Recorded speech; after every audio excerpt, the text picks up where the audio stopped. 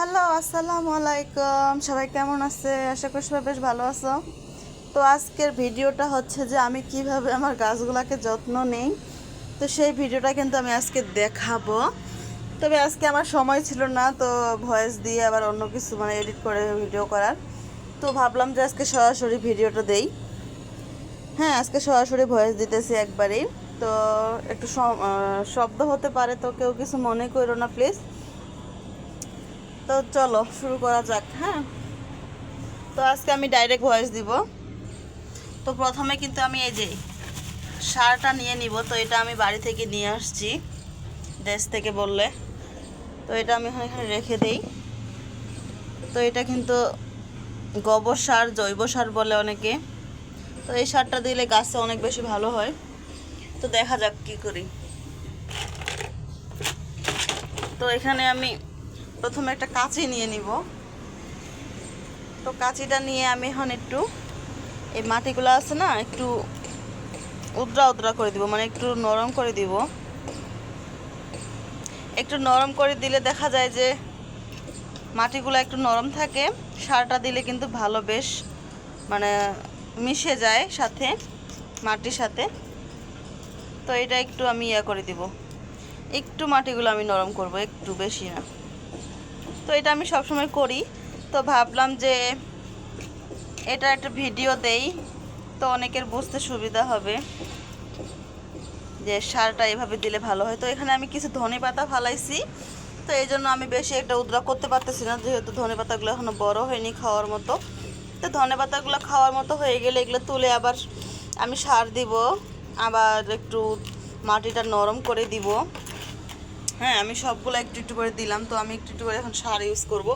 তো ধনেপাতা, বিরাজি ধনেপাতার গাছগুলা, এটাতে এখন সার দিব কিনা একটু হালকা দিতে হবে। তো এখানেও আমি কিন্তু এই যে ধনে পাতার ইয়াগুলো ফালাইছি। তো এখানেও অনেকগুলো ধনে পাতার গাছ হয়েছে। তো এখানে পুঁই শাকের গাছে সার দিয়েছিলাম সেদিন। তো এখানেও কিছু একটা দিতে হবে অল্প করে। তো সবগুলাতে আমি খুবই সামান্য পরিমাণ দিব, কারণ কিছুদিন আগে আমি দিয়েছি। কিছুদিন আগে আমি দিয়েছি। তো চেষ্টা করব খুবই অল্প পরিমাণে দিতে। এই যে সারটা একটু ভেঙে নিলাম। একটু ভেঙে নিলাম। তো আমি এখন হাত দিয়ে দিব এটা। এই যে এখানে আমি এখানে আমি মরিচ গাছ লাগাইছি। এগুলাই কি মরিচ বলে আমি জানি না, তবে এই মরিচটা অনেক বেশি ধরে, মানে অনেক ছোট ছোট পরিমাণ, অনেক বেশি ঝাল। তো এই মরিচটা এখানে দিয়েছি। তো এখানে আমি সবগুলাই দিয়ে দেই। সবগুলোতে দিয়ে দেই।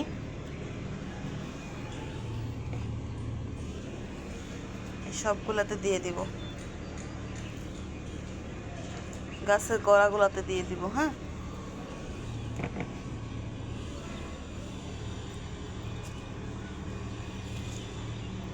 তো এই মরিচ কয়েকটা ধরছে। মরিচ গাছটা আমি কেটে ফেলে দিব, কারণ এটার বয়স হয়ে গেছে, আর মরিচ ধরবে না এটার। তো এটা আমি কেটে ফেলে দিব। তো এটা তো একটু দিয়ে দিলাম, খুবই সামান্য পরিমাণের।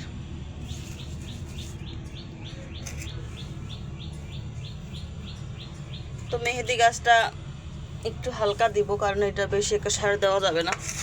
বেশি সার দিলে গাছটা মরে যেতে পারে, কারণ মেহেদি গাছে অনেক বেশি কোনো কিছুই পছন্দ করে না, বেশি পানি বলেন যেটাই বলেন। তো এটা আমার কিন্তু হয়ে গেছে এখন। তো এটার কাজ শেষ।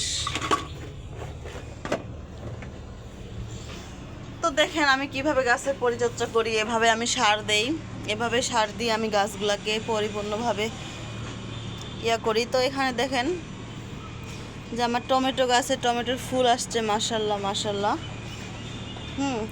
টমেটোর ফুল আসছে। তো সবাই ভালো থাকবেন, খোদা হাফেজ। ভিডিওটা অনেক বেশি বড় হয়ে যাবে বলে আমি ভিডিওটা লং করতেছি না। তো সবাই ভালো থাকবেন। তো এটাই আমার বেলকনি বা হ্যাঁ, এটা আমার খুব শখের জায়গা। তো এই গাছগুলোকে আজকে পানি দিব না, বাট পানি দিলে এত মানে শীতের সময় বেশি একটা পানি গাছে দিতে হয় না, কারণ পানিটা খুবই কম টানে। তো সেই জায়গা থেকে পানিটা আমি একদিন পর পর দেওয়ার চেষ্টা করি। তো আজকে দিব না, কালকে দিয়েছিলাম, বাট আজকে দিব না। তো এই যে আমি ওখানে আর কি এটা লাগাইছি মরিচ গাছগুলা, তো ওখানকার পাতাগুলো আমি কেটে ফেলে দিয়েছি, বাট ওখানকার পাতাগুলো অনেক বেশি মানে অগোছালো হয়ে গেছিলো, তো ভাবলাম যে কেটে ফেলে দিই, তো ওগুলোকে কেটে ফেলে দিয়েছি। তো আর এগুলো রেখে দিয়েছি, তো এগুলো থাক, দেখি রসুন হয় কি না। হ্যাঁ, এর আগে লাগাইছিলাম বাট রসুন হয়েছিল, তো দেখি হয় কি না। তো সবাই ভালো থাকবেন, খোদা হাফেজ। নতুন একটা ভিডিও নিয়ে আবার হাজির হয়ে যাব। ভিডিওটা ভালো লাগলে প্লিজ চ্যানেলটা সাবস্ক্রাইব করে দিও, আর লাইক কমেন্ট প্লিজ করবা। হ্যাঁ, তো সবাই ভালো থেকো।